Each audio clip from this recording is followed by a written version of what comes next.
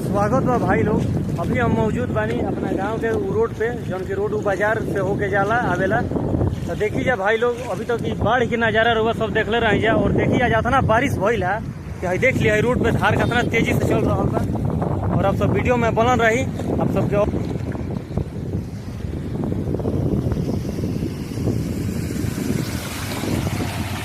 और देख ली कि गाड़ी जाती है और लगता है साइलेंसर डूब जाता गाड़ी के। और लगता है कि फिर से बाढ़ आ गई बा। और देखी बारिश के नजारा आज अतना ना पानी पड़ल है। और देखी रोड पूरा पानी से जाम हो गई बा। और देखी धार कितना मारता और ये पानी जाके नदी में मिलता। और देख ली धार के नजारा,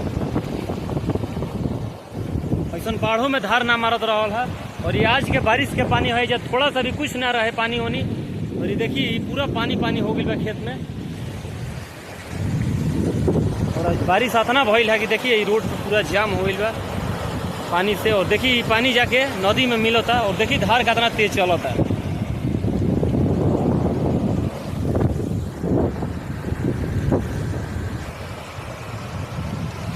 मतलब आज तक ऐसा बारिश कबो ना भई रहा है। 2025 में रिकॉर्ड बना दिलस ई पानी।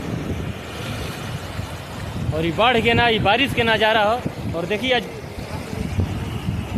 बुझाता कि झरनों के फेल कैले बा। देखिए झरना लेखा कैसे धार मारता। और सबसे ज्यादा धार एजे मारता। और ये पानी जाके नदी में मिल रहा बा। और देख ली बाबा कैसे आवता रे।